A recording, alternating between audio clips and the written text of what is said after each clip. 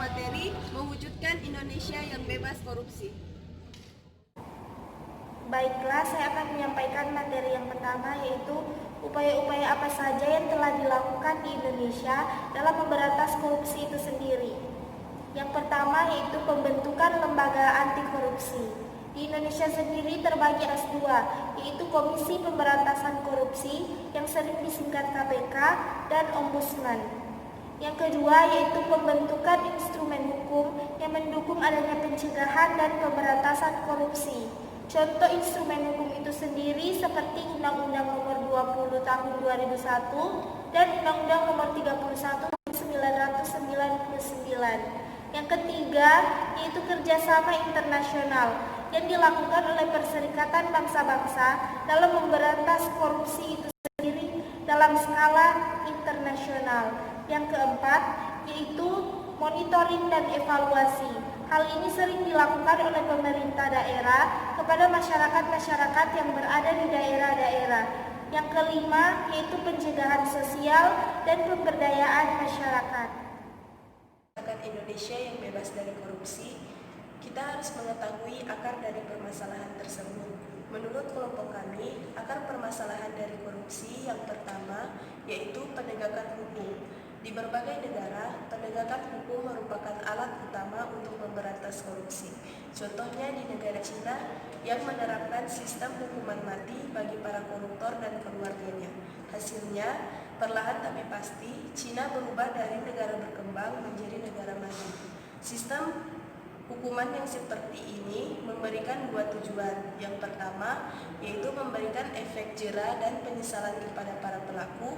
Yang kedua, memberikan efek shock terapi bagi orang lain agar tidak melakukan hal yang sama. Poin yang kedua yaitu kualitas sumber daya manusia yang ada di dalamnya.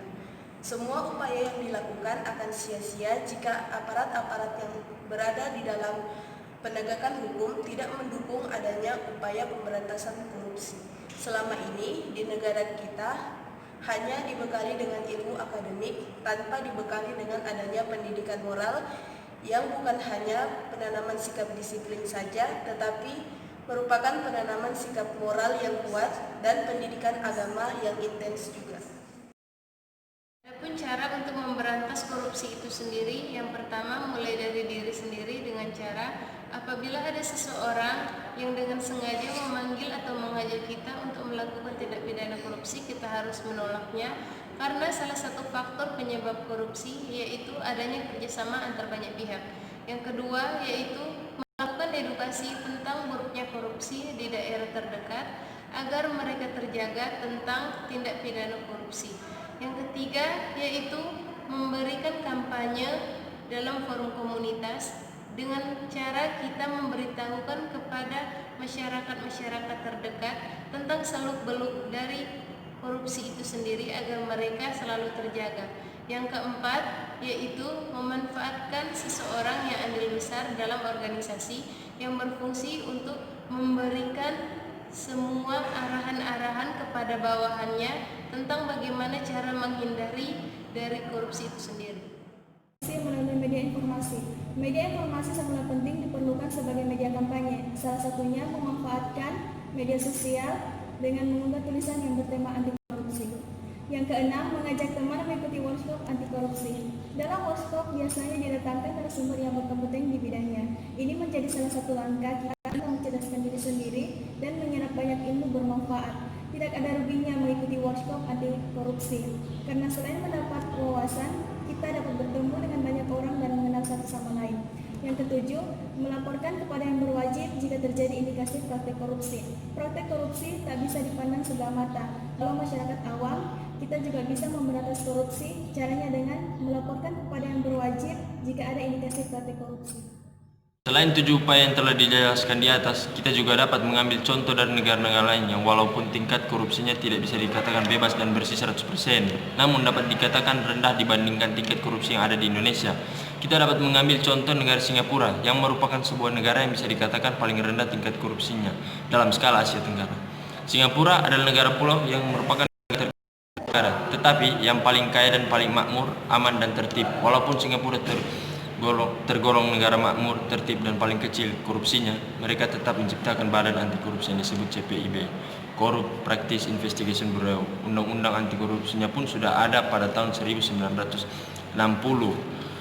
Nama undang-undangnya adalah PCA, Prevention of Corruption Act, yang sama sekali berbeda dengan Undang-Undang Pemberantasan Tindak Pidana Korupsi di Indonesia.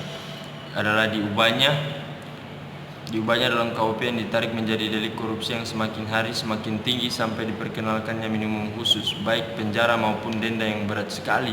Pidana mati dalam keadaan tertentu jadi cenderung overdosis. Namun di Singapura, sanksi pidana yang asli dalam KUP tetap dipertahankan. Usaha pemberantasan korupsi di Singapura tidak terlalu sibuk karena masyarakatnya sudah tertib, kesadaran hukumnya rakyat tinggi, serta pemerintahnya yang bersih, pengangguran sangat minim, dan hukum benar-benar ditegakkan secara penuh tanpa pamrih. Korupsi sudah mengakar kuat di negeri tercinta ini. Untuk pemberantasan korupsi, kita harus bergandeng tangan, meraih mimpi, dan mewujudkan mimpi Indonesia bebas korupsi. Kesimpulannya, memang hampir mustahil mewujudkan Indonesia bebas korupsi dalam waktu dekat ini. Tapi seminimal mungkin kita harus tetap aktif mendukung pemberantasan korupsi. Pasti ada harapan untuk mewujudkan Indonesia bebas korupsi di masa depan, dengan syarat kita mempunyai komitmen dan semangat tinggi untuk melakukannya. Itulah tadi pemaparan dari kelompok kami. Terima kasih, mohon maaf apabila ada salah-salah kata. Wabillahi taufiq wal hidayah. Wassalamualaikum warahmatullahi wabarakatuh.